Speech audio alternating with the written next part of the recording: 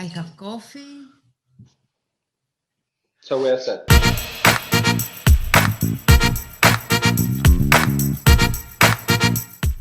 Λίγο πριν τελειώσει το 2020, είχαμε τη χαρά με το Ζήση να φιλοξενήσουμε ένα κορυφαίο διοικητικό στέλεχος της εταιρείας με την οποία συνεργαζόμαστε, της Health and Beauty, και να κάνουμε μια εφόλιστη συζήτηση. Είναι η πρώτη φορά που γίνεται κάτι τέτοιο και ήταν μεγάλη η τιμή που απεδέχθη την πρότασή μας.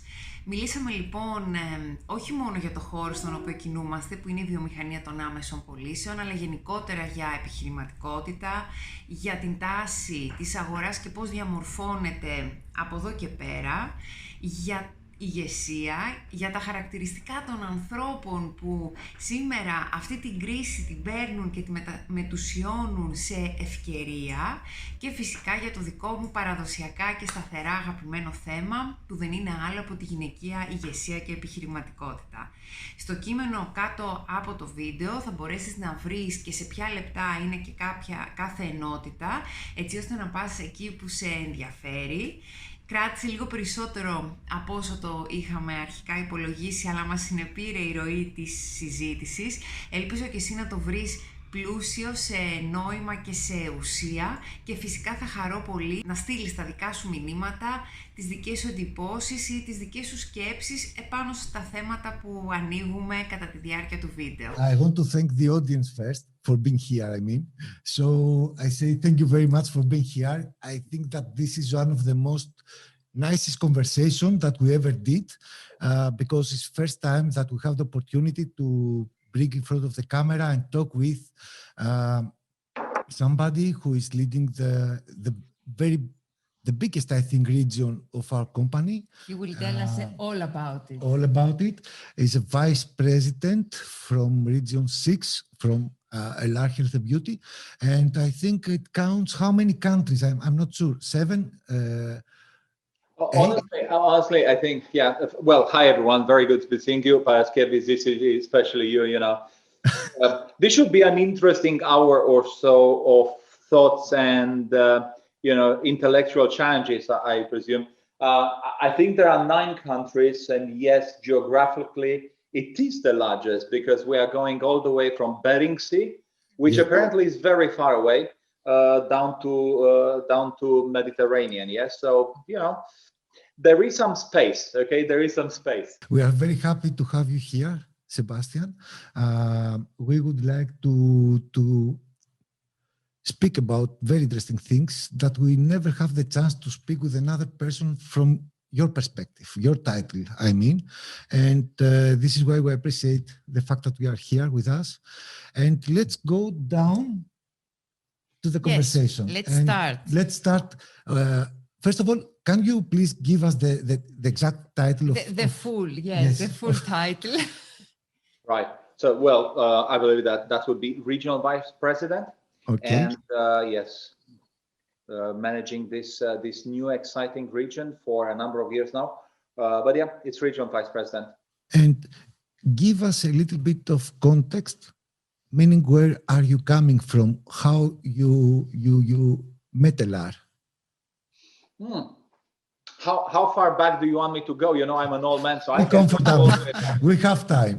No problem. Well, let's start like this. So I was lucky enough that through my academic background, I am an undergraduate law, and then marine engineering, and finally did business administration, which naturally with the first job was in journalism. But then, this is very early 90s. I was born and brought in Transylvania, Romania, and very exciting times. Not living there for the last 20 years, as for the last 25 years, I'm in various roles in general management across. I've actually lost count on how many countries did I live in, but I think I've been living in about 10 countries over the last 20 odd years, and quite a few places in between. I would imagine once I counted, but again, I don't take it with any lack of modesty. I think I was managing something like 30 odd countries in between Asia and Europe. So yeah, I enjoyed an exciting and quite dynamic career in the industry. And at some point, I wanted a bit of a sabbatical, and that was 8 years ago. And as soon as I started my sabbatical, one of the key people in Ela at the time, which were turned to be the CEO soon after, approached me, and we entered a conversation as people do. And I started studying Ela, and I believed, as I believe now, that it's such a powerful force for good. And at the time, I think what I had to bring to the table, which is quite a bit of strategy and consumer mindset up and analytics and understanding, understanding the stage, understanding, yes, all the smoke and mirrors, but rather putting reason behind emotion. So, and then soon after, I fell in love with LR, and I joined Apple in 2013. So it would be now 7 years since I am privileged enough to be managing and working with great, wonderful people, such as the two of you, two of my absolute favorite leaders that I have had a chance over the 20 odd years to be working with. Thank you very much. Thank you. So yes, I remember, I think we met first time in Romania, right? I think it would be 7 years Yes. in exactly 1 month from now. I remember that it was very interesting at that time, the situation in Romania, trying to stabilize everything, not to lose business, and try to, motivate people, and very, very hard times. But thank God, everything now is growing. Yeah, that was, As it, I had a few times in my life when stepping into a new business, I got a bit of a tear, and stepping into the Romanian business, I definitely got a tear, because, and it's not big in any sort of way because I grew up in that place, but simply because understanding, again, feeling, as I said a number of times, firsthand, the power of non-action. Okay, and I believe Romania was such an example of the power of non-action of a management group that has such a horrible impact. Very many people, they are looking wrong decision, wrong action. But I tell you what, I take any day of the week and twice on Sunday action, even though for as long as it's well motivated, well intended, over non-action. Okay, because non-action, it's 100% guaranteed will always have a negative result. Okay, so even if you're looking for pure math, action will still get you someplace. so this has been a year. I will not You use. mean 220? Yes, 220. Okay, back to the future now. I will not use an adjective. I will ask you to describe 220 in 3 words. I can describe 2020 in 2 words: fucked up. It's really a very, very complicated situation. But yeah, I generally believe this is one of those years that will stay in memory for everyone.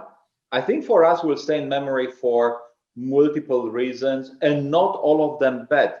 Quite the opposite in a certain strange turn of fate. That's where my next question is. You are the head of some of mega markets of the company, as well as some mega networks. I would like you to give us an overview of the lessons taught. I don't know if they were learned, but definitely they were taught during this COVID year in terms of quick reflex and resilience. And of course, anything else you would like to add to this? Well, this question I can answer in about 6 hours, because I've been practicing for the last 8-9 months. But it's a great question, Paraskevi. One first observation: at the very beginning of the crisis, I quoted one of the biggest industrialists ever that said, "This is too big of a crisis to go down to waste." But I think we have won, because already in March, instead of playing the waiting game, which again, waiting game, it's a non-action. And I know some teams, some countries, many businesses for that matter, outside of Ela, They just play the waiting game. Okay, let's, let's see wait and see how it will go. Yeah, exactly. And no, rather, defiance is fantastic, but defiance by non-action will terminate you. You say, oh, this will pass. Yeah, sure. And once it passes, we're gonna get back to normal. The reality is that to a new normal. This year, it's a new normal, and everybody needs to find what normal is. Okay, but the life as of February 2020, I can guarantee everyone, will never, ever, ever be the same. The life has changed globally beyond recognition. And I'm not talking about the crisis, but I think people learned, and some people learned, some people didn't, that this is one of those moments in life that you adapt or you perish, and you non-act at your own peril, quite frankly. So what I did observe then, markets and businesses that had very strong fundamentals and coming with momentum, with energy, they turned this into a platform of growth. Markets and networks that came in with the negative momentum, they found it incredibly complicated to turn it around, for basically the same reason why they were unprepared to begin with, because the fundamentals were not there. So I find people that were good got better, people that were bad got worse. I think it's almost sinister to say this, but that's a reality of life. And I want to take this learning outside. I call this, and I think my team knows that at the very beginning, we were not hesitant. And I think on March 10, I call this my leadership team. I call that this is the work cabinet. And might sound overly dramatic, but I think that was the right attitude at the time. You treat this as war. And then, I put our role, first and foremost, is to protect the network. If you protect the network, okay, you will find a way to go through. I think I like Richard Branson of Virgin fame, because his attitude in terms of how to prioritize the key stakeholders. Yeah, so you talk about obviously investors, you talk about customers, and you talk about your own employees. And he's the only mega business leader that, in my opinion, I share his opinion rather, that he has the priority right. Employees always come first. Okay, so this way you apply the same principle. My network comes first. Okay, and then of course is the customers. And if you get these two right, the investors, the stakeholders are always going to be happy. Try to do it the other way around. You're going to be hurting one of these two, and then quite frankly, that's game over. Another thing I said at the very beginning is that you're going to see people in their true colors. You're going to see leaders now being challenged. Yes, I was a kid. I was actually in my first general management role, and that's more than 20 years ago. And a colleague of mine, she was going through, height to height. And I was talking with my first mentor, my boss at the time, and a great mentor of mine, and said, just wait, because you have already been through a crisis, and I know what you are made of. Let's see when her goes through a crisis, because everybody will go through a crisis, and then you're going to see what she's made of. Because in times of peace and glory, everybody's king on their own castle. How you going to be when you're under attack? That's when you're going to show mantle. That's when you're going to show leadership, or you're going to pass away. People inability to read the momentum, to read the fact that this could be just as well a blessing in disguise. Okay, take me for instance. If somebody would ask me in January, can you do an event online? I would have said, are you out of your mind? This is part and parcel of our business. Just no chance I'm going to have a 2,000-3,000 people event online. You know what? 8 months later, I stand corrected. Yes, you can. Is it as good? Hell no. Is it effective? Hell no. Is it important? Absolutely yes. So you can learn to do things. Even my own management processes have changed. Before, I was going from one market. I was in one or two countries every single week. It's important, of course, it's important. Is it the only way? I learn now, no, it's not the only way. So I think a mixture now of meetings such as, a year ago would have not, look at us, a year ago would have not even imagined, one, that we need such a thing, two, that we will do it. We sat in meetings, the three of us, for tons of hours. How many times did we think to record it? Precisely 0 times, right? Because the idea of we can always have a speech in front of a group of people, but you see, so we started seeing, but I'm afraid that very many people just don't see even the need to change. And this is my reflection. I go into a successful country and I'm having a business review, or I'm having a training or a lecture. And people are going to say, yes, the situation is tough, but let's not focus about that. How about we do this, this, and that? I go in a market where the results are not good, and without, actually, luckily enough, we are very blessed, with that, because we don't have many such situations. But you will see within first 5 minutes why that market is not good, because the respective leaders, the leadership of that market, starts pointing out at an external factors.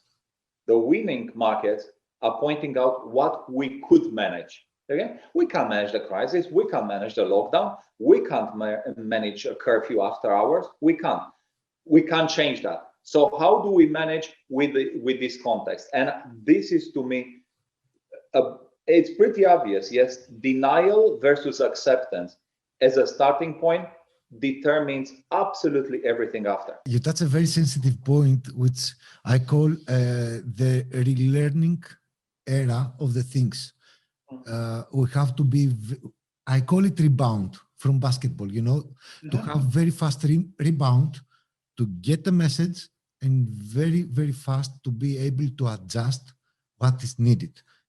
I'm sitting in front of a microphone now, and I had no idea 3 months ago what this is. It's very important, I think, the mentality of learning, even if you are 10, 15, or 20 years in a business. I'm not speaking about LR only. Do you remember, I think you would remember, one of my desperate focuses, I think we were having a meeting in Athens, when I said, I had my daughter, she's turning 13 in spring, and said, I will not give up till we will manage across these companies, the market, to explain what are we doing for a living, so that my daughter understands in full. Yes. What I'm trying to say by this, and you are right, there is a process of learning. That's easy. The process of unlearning, that where I find it terribly complicated.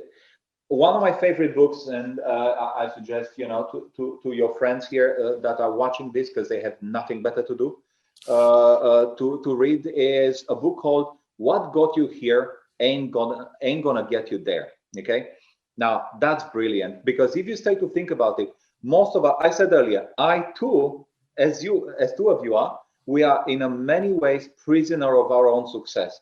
So how can you learn continuously to be humble? And Mr. Jobs, rest in peace, you remember his acceptance speech where he said, stay foolish, stay hungry. That's maybe at the time you understand, but this stay foolish, what it means, stay humble, okay? Never, ever, ever believe for a second your success. Enjoy it with humility, because no one is going to learn from a point of arrogance. That's another learning I'm getting. You can't learn from a point of arrogance. You might know this story when there is this scholar, yes, Western scholar, that goes to India, goes to a sage, to a guru, and says, I know everything about everything. Now I come to you to also learn what you need to do.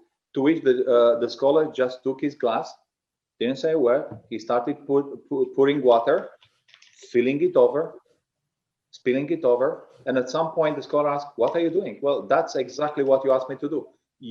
If you come that you know everything, whatever I put over will spill over. No space.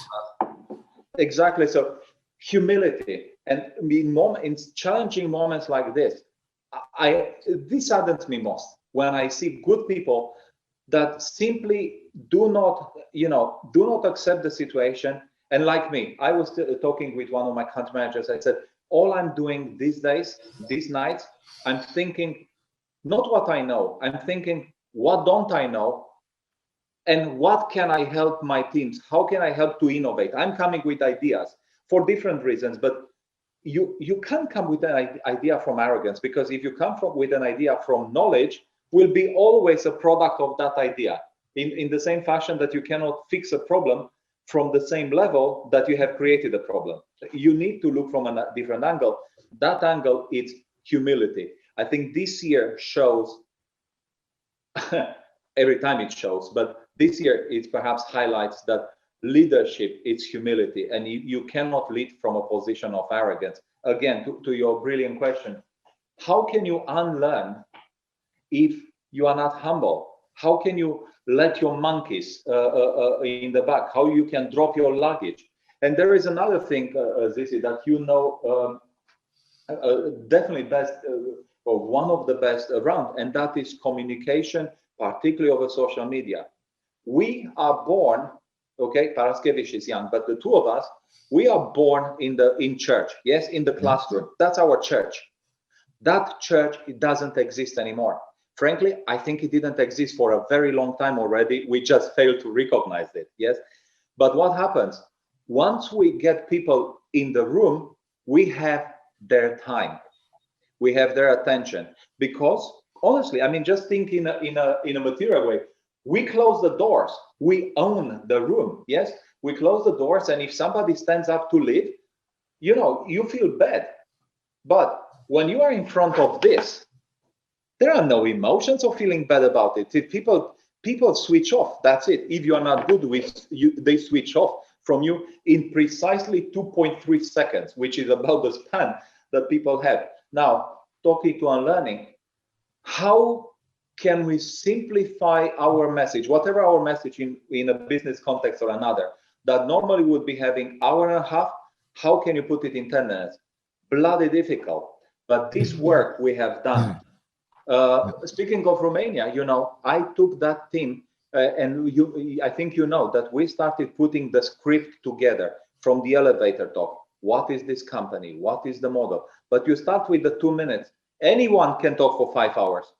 Who can talk for 2 minutes to tell what others can talk in 5 hours? Now that's the essence. So unlearning and learning how to unlearning old-fashioned, let's say, the garbage, and learning how to be effective and simplify to essence, to bare essence. That I find every single business networker should be looking at, and very many are succeeding. Unfortunately, many more are still way into the learning curve. Mm-hmm. Since you communicate with people of different cultures and mindsets, could you give us top 3 characteristics of someone who succeeds in our business? And I'm not talking only about leaders, but also about someone who starts today in our business, has no prior experience, and manages to reach a good level within a short period of time? I'm going to try to break that into questions, because I think the qualities of leadership are obviously the same to an extent with a beginner, but not in full. So let's try to break that into.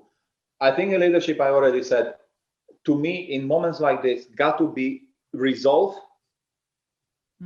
got to be humility, and I can't emphasize enough humility, but resolve, it got to come from your stomach, that I will never surrender. I think a conversation we had a couple of weeks ago, it's not about winning. I mean, of course, about winning, but it's finally not about winning. It's about giving it a fight. I think the world remembers, I have tons of props here in my house. There you go. The world remember this helmet, yes?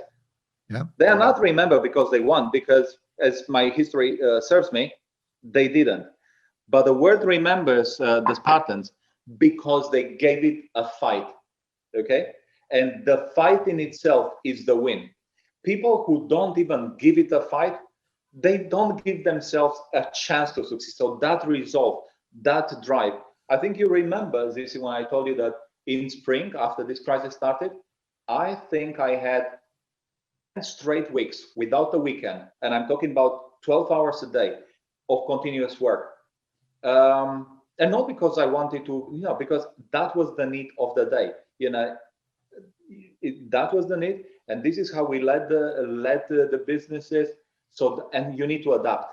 And once you have a strong playbook, but you need to change that playbook 10 times a week, it takes time. Yes, of course. Exactly. So resolve, you got to have resolve in moments like this. If you give up, that's it. There is nothing else to continue.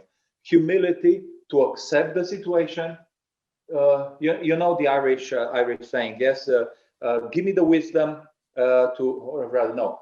give me the inspiration to change what I must or what I can. Give me the humility to accept what I can't, and give me the wisdom to know the difference in between the two. But you got to act. You got to come from a level of conviction. So resolve, humility, and I would say compassion. Mm-hmm. Compassion, because as a leader, ultimately you are responsible for not only for the numbers, not for your bottom line, the top line, but particularly in our line of work, you are responsible, even if in a little way, I think sometimes in more than a little way, you are responsible for the lives of so many. So your decisions, they impact directly thousands and tens of thousands of families, because people depend on their making ends meet, or sometimes making a great life, on your decisions. So that sense of compassion, yes, how to apply the rules and to create new rules, and at the same time understanding how to help people with words and deeds to move through this. So I guess these three. Whereas there would be another million things to that, but the major three, we ask for just three, the yes, major yes. three. And if I may make a parenthesis here, we've seen all these three in our team, in the people who made the extra mile and had successes during this year. These were the characteristics, the details that made the difference. Mm-hmm. Mm-hmm. In moments of crisis, Paraskevi, this is a little bit like it's birth through fire. There is very little gray area. There is because there is no room to maneuver. This is a little bit like you swim or you die. You're going to learn to swim, or you are not going to learn to swim. There's no middle. Yeah. Exactly. Yes, it's black and white, no gray. Yes. Exactly. And speaking of the three of us that we are matching quite nicely, speaking of black and white, but indeed, it really highlights the character of you as a human, as a professional, and as a leader. And whichever there is this saying, money change people. I don't know if money changes people, but for sure, in my experience, money shows the true character of one person. Okay, it truly shows that. Yeah. To your second point, how could someone that starts today succeed? Frankly, I don't think there is a difference if you start today or you started 20 years ago or you started, you will start 10 years from now, because of two basic things. The mechanics of human psychology, they do not change over crisis. The reaction change, but the very mechanics, they don't change. The Maslow motivational scale doesn't change. That's it. That is that. This is how we as humans are being made. So if you have a strong goal of why do you do this, I see many people a little bit like headless chicken, running here, running there, running, they do a lot of effort going nowhere. But if you know why you want to do this, you will succeed. That's kind of like the first fire. This goal, goal to me is energy. And I heard they wanted to be motivated. To me, I think many managers, particularly many people, in the teams, they are looking to be motivated. And I'm like, that's nonsense. You look for inspiration, maybe, but the motivation, it's fundamentally something that it is within you. Anyone else, I say, I'm not in the business to inspire people. That's to motivate people. I'm in the business of managing, of strategizing, of creating concepts, and as a leader in our line of business, to inspire. Motivation is with you. If you're motivated to do that, you will do it. If you're not, then no one on planet Earth is going to come and sprinkle motivation golden dust on your head. You have it or you don't have it. So it says from the goal. So if you have a strong goal, you will figure out. And as you said, Paraskevy, I think we are very blessed to have so many teams in our region that they learn, and they learn quickly on their feet on how to manage online. And that's why I think we have extraordinary, powerful stories of growth. Let's not forget that this year will be, us as a company, will be by far our best year ever. And I think 90% of the geographies, the markets, are going to have their best year ever. I mean, it's extraordinary, but it really shows the resilience. Actually shows two things. It shows how extraordinary our business model is, okay? Because this balance that I think you heard me talking so many times, the perfect balance in between what we have to offer to a customer and what we have to offer to a business partner, I believe it's absolutely ideal, which is why March was March was a challenging month, but was also one of the best sales months, because you have the right product. Yes. And then May, people need money. Guess what? We have that too. So now we put strategies of how to do customer acquisition, and then how within that to do also to set up a new path for business builders, how to expand the customer platform, the customer base. Yeah. So I think so. We are very blessed to have an unbelievably powerful business model. Secondly, because of the resilience and personal efforts and personal sacrifices. I have so many country general managers that I am speechless to think. But even yesterday, one of them finishes our normal work, our management work, and then at 6 p.m, she goes to the warehouse because one of our employees is sick and she needs to fill in. And she fills in till 10, 11 in the evening, and I have so many examples like this. That to me, it's totally inspirational. Your kids are learning, are doing their online school in your office whilst you are working. We all adapt, and those who don't adapt, well, they don't. But mainly, I believe that people need somebody to remind them why they started, and this is the main reason they lose their focus and see this fog in front of them, because through everyday routine, through everyday problems, micro problems and everything, they forget why they are in the business. And the biggest motivation, I think, for the people is to just to do a reminder, something like this. And okay, I skipped this part because just hold your thoughts, Zisi, for a second. Funny you should say that. We were talking earlier about the market before we went recording. And what I'm doing there now, I'm meeting, I think over the last several weeks, hundreds of leaders there. And that's exactly what I'm doing there. What you need to remind yourself, good people, why in the first place you started doing this? Because if you have lost that, then you lost everything. no technique is enough to drive you anywhere if you lost this. Yes, Because, that's it. when you lose this part, then you start asking about techniques. You are basically becoming a Muppet in a certain way. Yes, or rather, a better example. You are a leaf in the wind. You know the falling leaves. Yes. Wherever the wind will blow you, but you lost your direction. You lost your compass. You lost your route. Yes, and the route to me sits into your goal. Yes, so goal, and then you highlight that and you put what defines you as a human, your moral and ethical values. Yes, but you got to have a goal. And to your point, it's a brilliant point you bring. If you lost your goal, don't expect to be motivated. So I think our role as leaders is to try to inspire people to do a bit of a soul searching. It's like, what are you doing this for? Do you still remember? Because if you remember, I think we're going to help you find a way to unlearn and learn new things. My next question is coming and was inspired from a conversation, very fast conversation that we did before, I don't know how many months,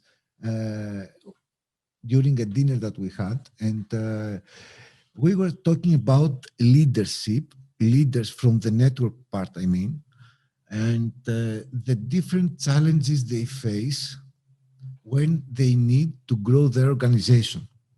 So we have some partners that are growing, they became leaders, and then they have to move to the highest levels of leadership, of the titles, let's say. From your perspective, what do you think are the challenges they face? In that conversation, fast conversation, you told me, and I like it very much, that most of the leaders that are able to grow, they struggle with the communication and balance of the messages and reaction with other leaders in the team. So do you remember this? We speak about what is happening in an organization where you are not the king, the only one king, let's say, and some princes are starting to show up, and you have to manage and balance different characters, different, egos. Yes. So give us your thoughts on this, please. If people have reached a level of, there is this saying that everyone will eventually, all of us will reach eventually our own personal level of incompetence. And I think that's true. Or at least it's true to an extent. If you have the deeper goal to go beyond that, then you're going to move outside of your incompetence and you're going to turn it into a skill. Yes, exactly to your point, Zisi. Yes, let's say we are decent public speakers, but we didn't dream to be, doing hundreds and hundreds and hundreds of more than that of online content as you and I we did during this year alone. Okay, because it wasn't our thing, but finally you understand. Okay, this is the need of the day. You learn why, because we have a very clear goal why we are doing this, and we also understand the responsibility of our respective roles. In the words of the philosopher Spider-Man, with great power comes great responsibility. Yes, so and I think some people reach a level of satisfaction now, and they're gonna say, yes, I want to grow, but you can see through every single sentence that they are saying that they don't, because their goal, the fuel, ran out. Remember, goal, it's fuel. Once you run out of fuel, you can say, I want to go farther, but you have no energy and you are happy in that place. Why would I learn new skills? If I decided to be already an old dog, because being an old dog, in our case, it's a personal decision. Yes, I decided to be an old dog, therefore I can't learn new tricks. And then you're going to start in any explanation using your wits and wisdoms of analyzing every single piece of outside universe. And guess what? you're going to be right. I'm not sure of it, but I think it was Mr. Ford. I'm not sure of that, so you will find it. But I think the saying goes like, if you think you can do it, or you think you can't do it, you are right. It's a choice, yes. So I don't think it's even about engaging with new stars, young stars. Okay, you have reached a point of I'm okay, and I think we, as you as a top leader, myself in my organizational leadership role that I find, we need to accept that that's part and parcel of the game. If some people chose, this is where I am, and you try like, this is where I am, and you see in between the words, I say, I'm fine, leave me alone. And I'm like, I support you to stay the way you are, but I want to grow. So I'm going to look at the next person who is going to generate this growth. It doesn't mean I love you any less. And it doesn't mean that I'm not respecting all the journey I have had with you for all this time. It means that I respect your position and I respect my goal, say that is growth. So you see, there is no conflict. Unfortunately, many people treat this as a conflict. You forgot about me. No, I didn't forget about you. You forgot about you. And I am respecting your decision. But now I'm working with these kids because you know what? They are foolish and they are hungry. So you see, it's not even a paradox to me. It's just treating everybody with the respect they command. It was a discussion we had early this morning on our kitchen table. It's the decision you make, and you make it every day to either include yourself or exclude yourself from growth, from progress, from becoming more. Because you communicate with a lot of leaders from different cultures, different countries, Europe, Turkey, Russia, I don't know. What kind of difficulties you face when you communicate with them? Mediterranean temperament. Of course. Oh no, that's the part that I love most. I belong to this part of the world. I belong to the passionate part of the world. Let's put it like this, okay? I enjoy it. I think it gives a lot of spice and color to something that otherwise could be a very dull yet successful process. I love it. Not a problem with me. What frustrates me, I think it's frustration. Yes, it's inability. Exactly the same thing. Unwillingness of the people to accept today for what it is, and trying to color the reality with paints that are more favorable for that respective person. I'm like, my friend, when I'm telling you make a mistake, I'm not telling you to beat you down. I'm telling you to bring awareness to your situation, and therefore to open a dialogue of what can I do for you? Because me, Zήση, for me, your success is my success. This is how I live by.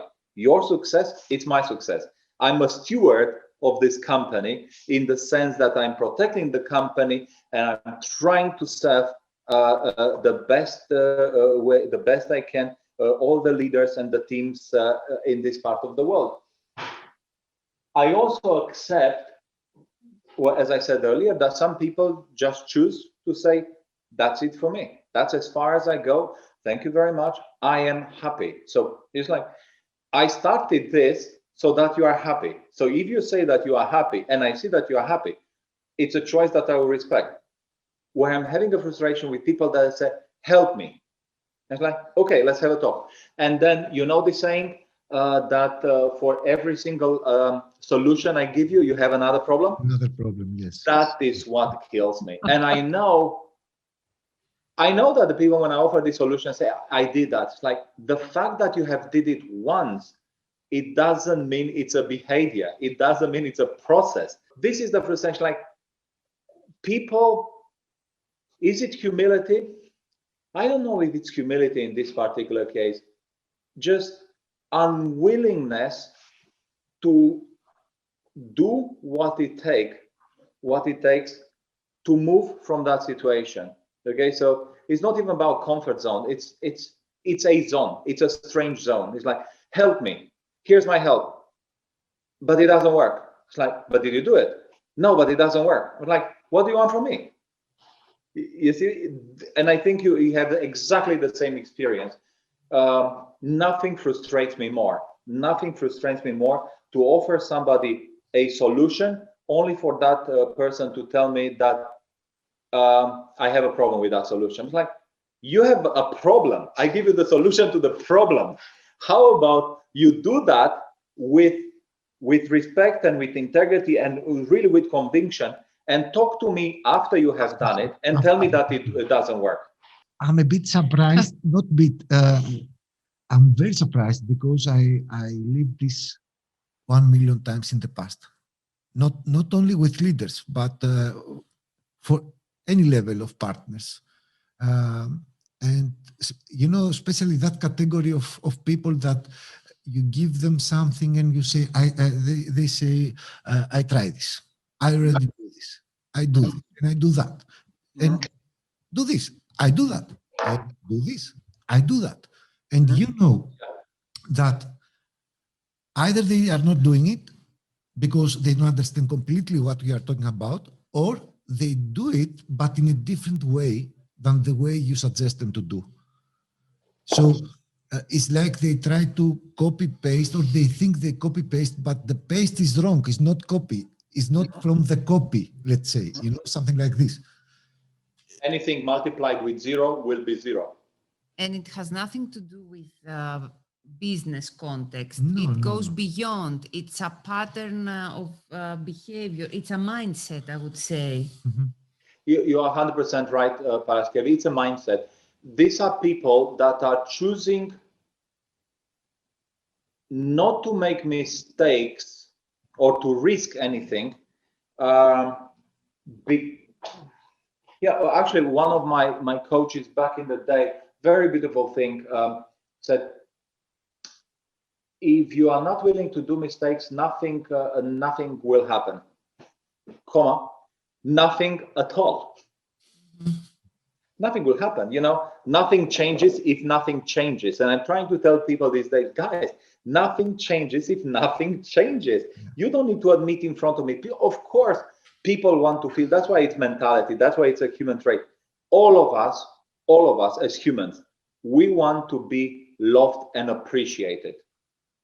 Some people do this in a better way than others. You know, some people, they understand that I can get more appreciation and maybe even more self-love if I do something better. Other people say, I will refuse to accept that I need to do something different, because that means in front of you and in front of your eyes, but also my eyes, it means that I am not good. Whereas to me, it's not that you are not good, it's that you do not have enough skill here. So unfortunately, here it's a choice, yes, but it's coming from the same human emotion of needing to be appreciated. What kind of skills you need, you think are important for a leader in the new decade? Or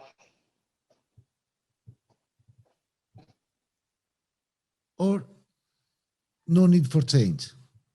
Well, you see, if you're looking back at 150 years back, good leaders are good leaders. I can guarantee you that Henry Ford would have been a very effective innovator and a great manager in today. He didn't need to do it 100 years ago, because, you know, when you read the history, you know, psychology of leadership, over the many, I studied, let's say, the last 40, 50 years, and to that, I also put leadership in history, to say that the rulers, yes, big rulers, they have the same traits and patterns a millennia ago or today, interestingly enough.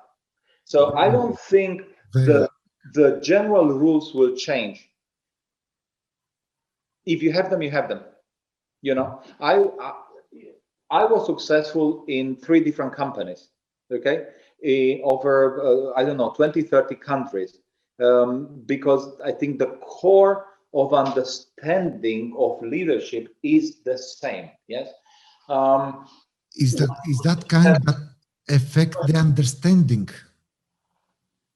of the environment? It doesn't matter the environment, but the filters, the understanding you have according to the core values of a leader, you mean? Sure, right? Sure. But you see, Zisi, I love doing turnarounds. It's kind of like my favorite thing within business.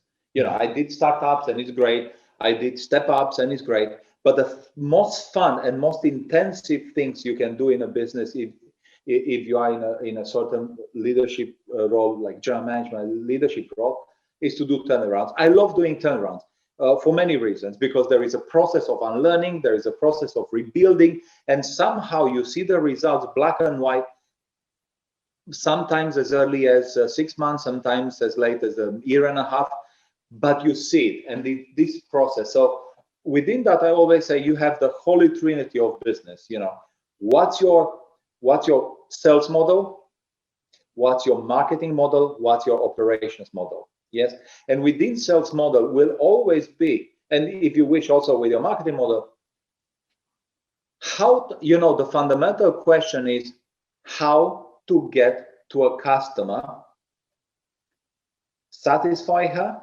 in such a way that we're gonna do the main two things of any FMCG: repeat purchase and recommendation to other people. This will not change. This didn't change since the beginning of direct sales, which was 3 millennia ago. Okay, and will not change for as long as people are going to look to sell and buy product. Okay, so I don't think this will change as a question. Now, how to get to a new customer, how to retain a new customer into an extreme, I mean, this is the most aggressive environment in terms of competitiveness I totally agree. Ever had. You know, I mean, one of my favorite thing to how little the span of control. Check this out. So how do you watch a movie Netflix in the evening?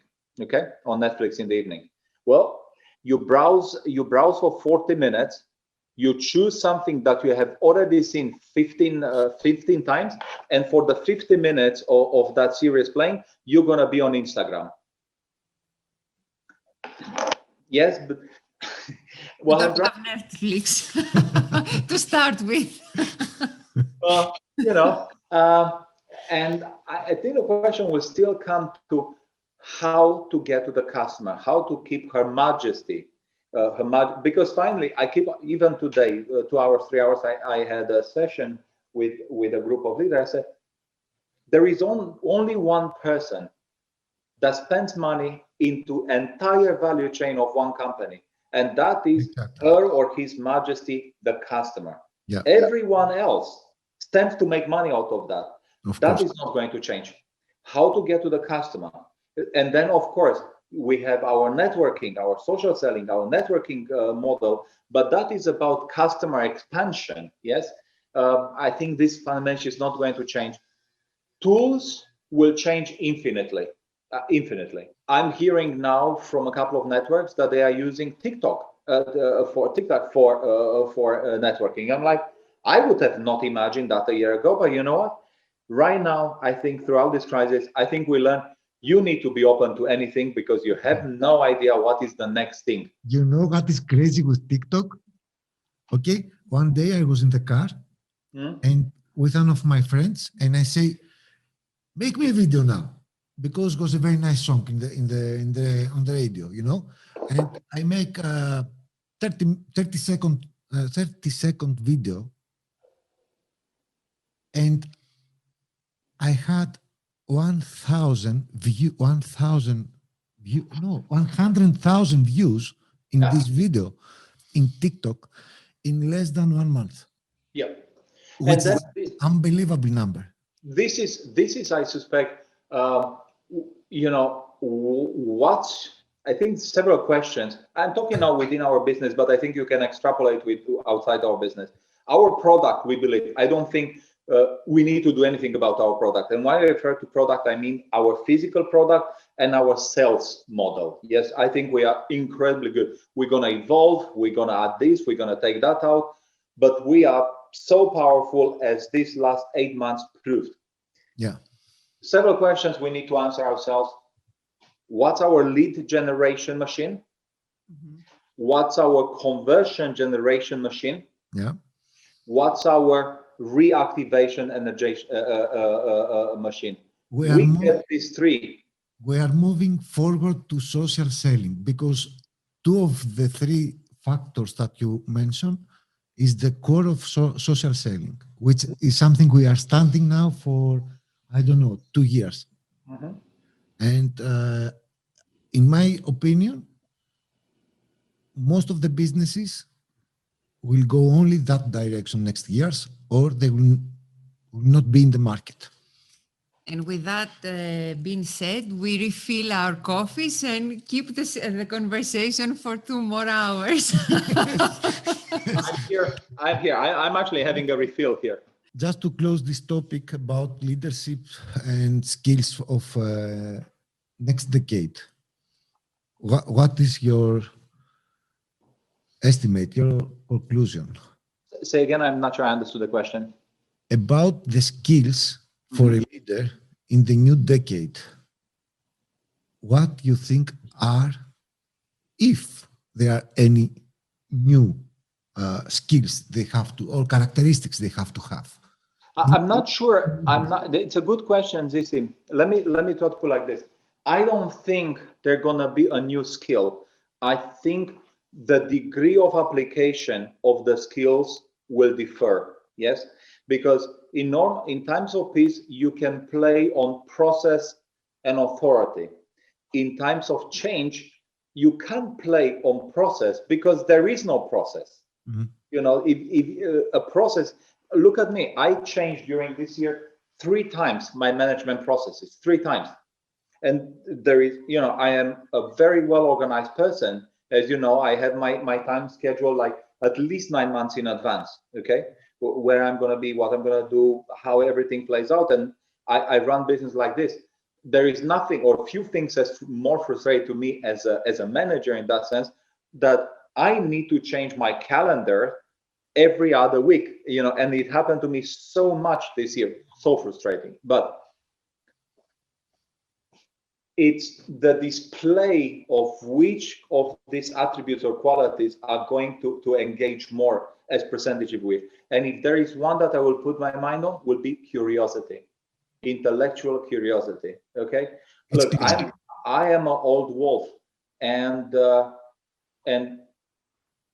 I didn't care much about TikTok. You know, because I thought it's for something else. But you need to keep options open and curiosity, because again, and try new things. Yes. If you don't try, if you don't experiment, you have no idea of what is happening. You know. Yes. You are only theoretical. I mean. If you want to be in the market, you have to try everything. You have to follow where the market is going. If it's going in TikTok, then you go to TikTok. If it's going to, I don't know, WordPress, you go to WordPress. Or here's the thing. I think I will do one better. If you are curious, you may follow the market, or you might actually lead the market. But it only starts with curiosity. Yes, because I'm sure there must have been one person in our business in LR that tried first TikTok. Had to. And that it's coming out from curiosity. It's not even about I'm going to follow something that somebody else tried and may or may not work. You see what I mean? And I don't know, 7 years ago, we were saying, well, Instagram is the next Facebook, okay?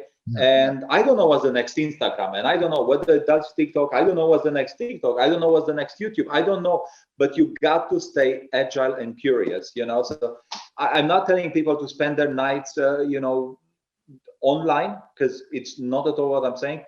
You need to stay focused to what's your core, and then within that, with curiosity, you need to address these, I think, 3 fundamental questions. How do I generate leads? How do I convert leads? How do I keep them satisfied through activation? Yes, repurchase, evolution. Sebastian, during this last part of the conversation, I remember something, and I would like to correct it. Is not following the market, observing the market. Because if you are following, yes, sure, you cannot lead. Maybe it's difficult to lead, but if you are observing, it's very possible to lead. Absolutely. And if you read early enough a trend, then you join the current before the crowd does. Yeah. You are in front. Yeah. So I'm coming to one of my favorite topics, which is female leadership and female entrepreneurship. You know that I have a special drive for supporting women. Other women thrive in our business and talk about female leadership.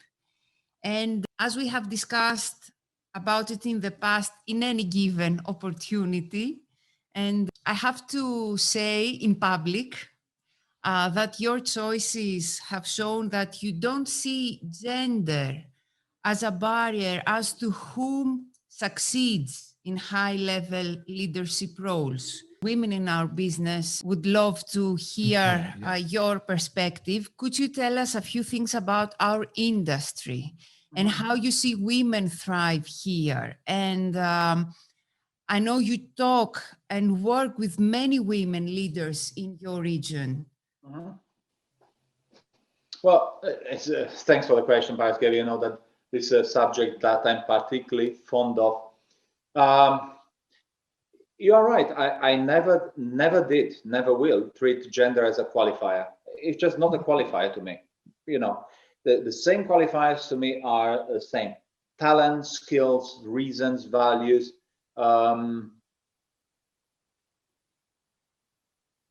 That's it. So for as long as you think that gender is not a qualifier, I think that's already the right starting point. Secondly, there are so many skills. Quite frankly, I mean, as monkeys, men, you know, we have certain powers and certain skill sets and certain, you know, attributes. But I think women, in more often than not, they bring something extra to the table that we are not naturally, again, equipped. Okay, now we can develop and we can get better, but I think in certain things women are just naturally better equipped. So you know, leadership is parenthood, in my opinion, and I think there are great many fathers out there, but I think there are a lot better mothers out there. And if you are looking from this perspective, you would say that I see zero reasons why a lady will be less qualified than a man. As a matter of fact, if you are following this trail, one would say perhaps the opposite even. But again, I don't think it's gender-based. It's skill, talent, values-based. And yeah, I'm very lucky to have been, you know, hiring very many women country general managers or high leadership positions. And very successful for that matter, and commanding a great respect and authority of the years. Within the industry, I think we are a bit more blessed because our industry has. What is our industry at the core? I think you might have heard saying this in one of my my speeches, my lectures during summer. Social selling, social distancing has a critical word in that, and that's social.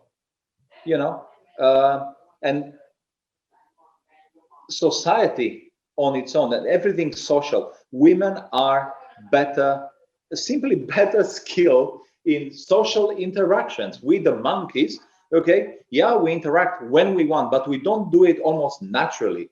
Ladies like to be social. Okay, perhaps even more so than the men. We are, you know, let's do things, the grumpy thing, come back from home, you know, but ladies engage. And this level of engagement, I think, is what makes our business uniquely fit for women entrepreneurs, because you find, just look at a few attributes. Women don't get enough recognition. And let's face it, we still live, yes, it's changing, but I don't think it's changing nowhere near fast enough. This is still a highly patriarchal, not to say misogynistic, particularly business world. I think culturally too, but let's stick to the business world. Women need recognition. Well, if you don't find recognition in our industry, I'm not sure where you're going to find it. Women need equal career opportunity. Hello, this is not somebody who promotes you. In a normal corporate place, somebody promotes you, and then you're gonna start, will I choose you? Will I choose you? Okay. In our business, you self-promote yourself. That's it. You don't need Zisi or Paraskevi or myself, for that matter, to promote you as a networker. You promote yourself. Therefore, you are really in front of a mirror. You want recognition? You're gonna get it, baby. You want to grow through your career? You want promotion? What are you waiting for? Do you want independence? Hey, I'm here to support you. You are in business for yourself, but not by yourself, but it's your business. I'm gonna support you. I'm gonna give you my know-how. You put your effort and talent. I give you my know-how and process. You look for self-esteem. What more self-esteem can you have than being in the spotlight, okay, giving a lecture to fellow beings that after 1 to 10 years, you have reached level of success that you have never imagined. I'll give you an example. One of our top leaders in Russia, she's brilliant. She is very powerful, but she was born in a tiny village in the middle of Uzbekistan, of all places. Okay, so basically her opportunity is so limited that it's unfunny. So then she promotes herself to go to to Kyrgyzstan. So you understand how bad that place to go to Kyrgyzstan, and she felt as a lifestyle promotion. She gets lucky. This was her fate. We got lucky. She got lucky that she became a partner. Now she is platinum. She just got married. She is pregnant. She moved to Moscow. Now she moved to Sochi because she can afford it. She's having the life, the days of her lifetime, and she keeps on saying, she graduated chemistry in Moscow, and she keeps on saying, I was no one with zero perspective as a young girl in a village in Uzbekistan. I am here. If I did it, excuse me, I can't imagine better platforms for a woman to generally affirm herself than our business, our industry by extent. And this is the beauty. It's not different for a man. It's generally not different for a man. Skill, competence, what you put in, this is what you get out. Yes, it's no luck. You know what I mean? There is no luck there. We removed the chauvinism, and I think people know that I'm very hard on any mistreatments around that. So yeah, a great question, Paraskevi. In the labor market, it is often talked about the glass ceiling. You mentioned that in different wording, and organizations around the globe are still designing actions to eliminate these phenomena. What do you see in our industry, and could this be the major reasons a woman has to take into serious consideration our business model? This is an opportunity, end of. Mm-hmm. Okay.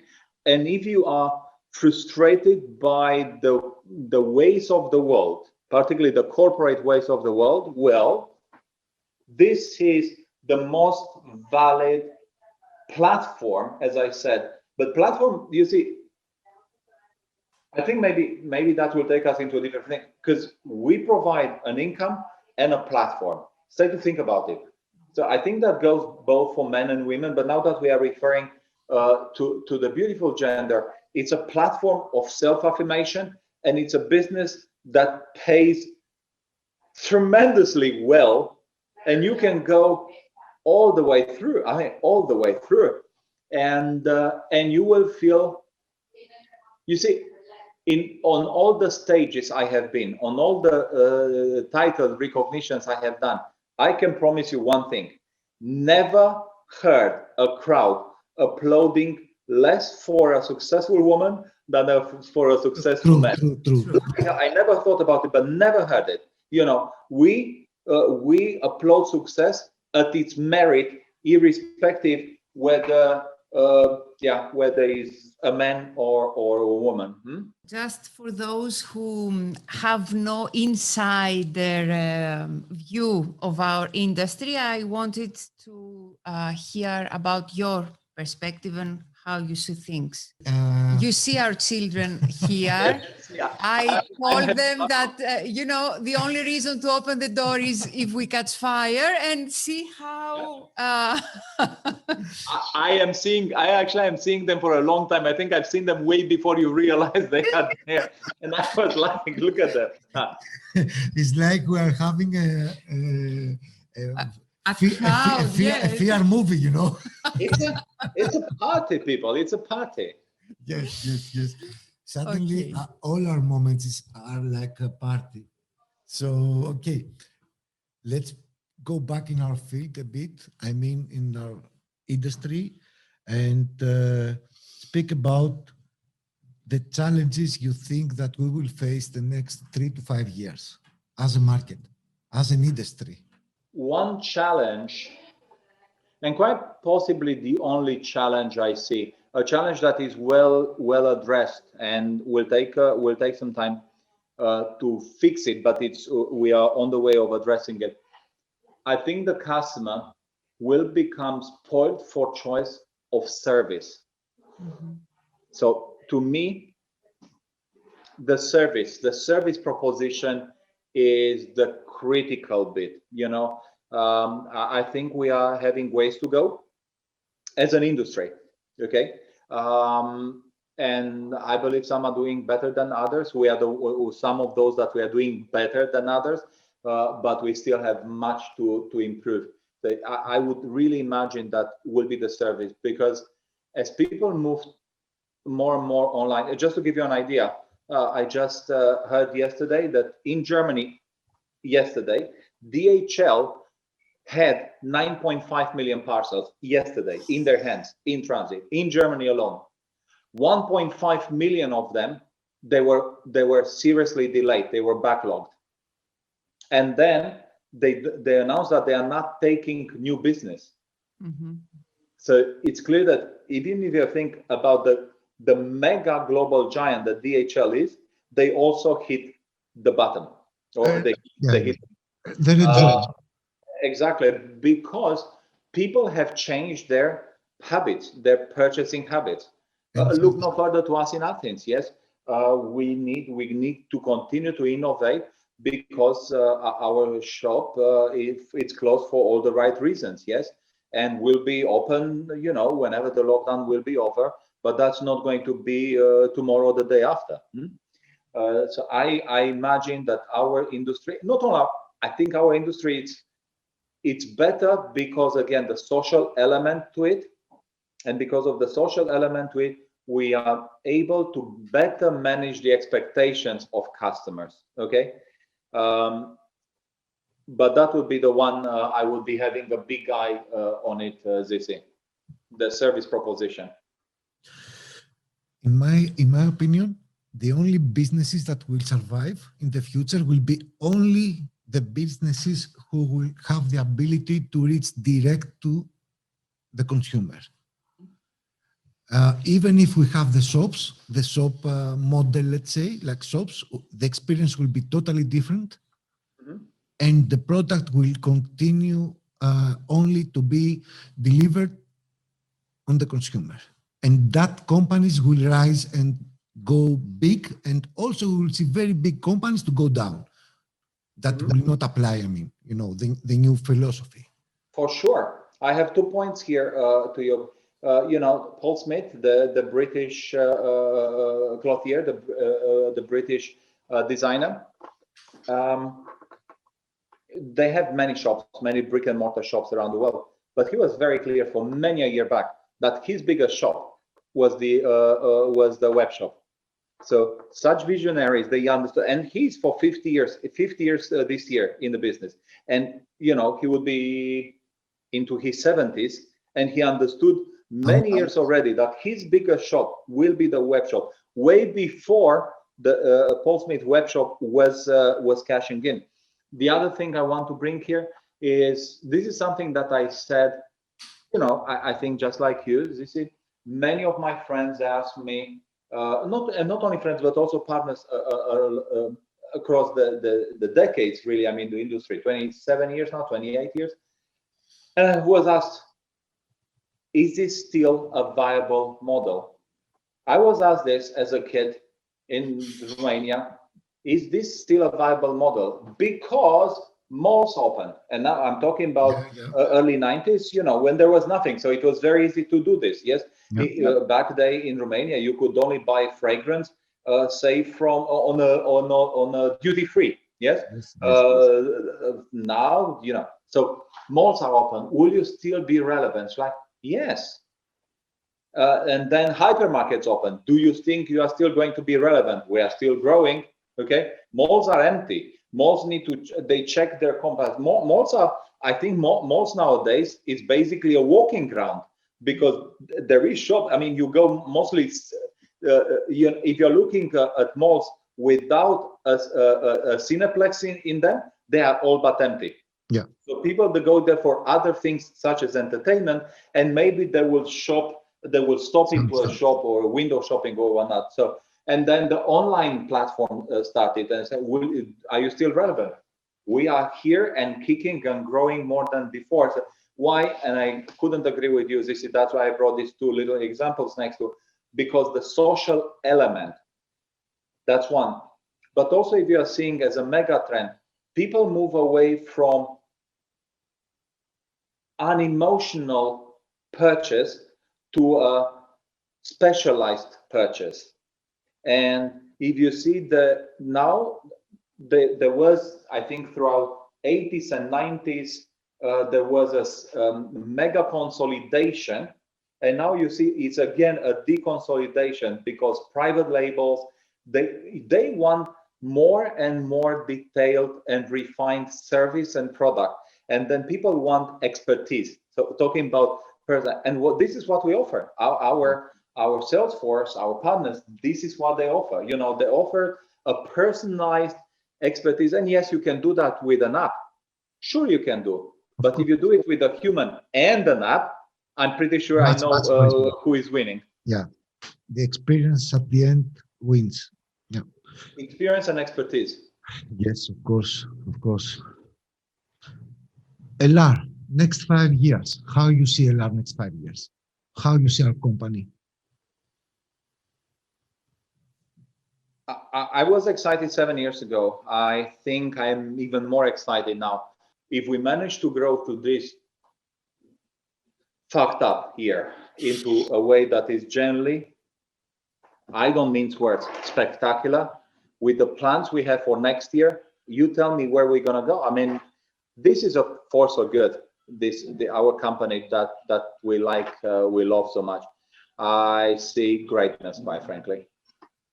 Excitement and greatness is in front of us, and always with that sense of community purpose, Paraskevi, community purpose. I never or rarely skip a lecture to remind our leaders that we serve a purpose to improve the lives, the well-being of our communities. And if that is not something wonderful, I don't know what that is. What else is? 100%. I would like to wish you a happy new year, full of health and clarity, and to be here with us as present as you have done in the past. Well, I return the wishes, Paraskevi, Zisi, and to your wonderful two little monsters behind you there. Like worms they are. Oh, goodness mine, goodness mine. We have a very clean floor after an hour of... I think you have it now. So thanks for the wishes, and I return them. Wish you a very happy holidays, a great New Year's, and of course, as always, we stay close, we stay in touch, as we are working for the same goal. Yes, and thank you very much for the opportunity, because it's the first time that we have the chance to speak with the vice president of the company in public for things that matters today. My pleasure, my pleasure. I salute you. I wish you a great, yes, I wish you a great everything, okay? Stay healthy, and even more importantly, stay sane.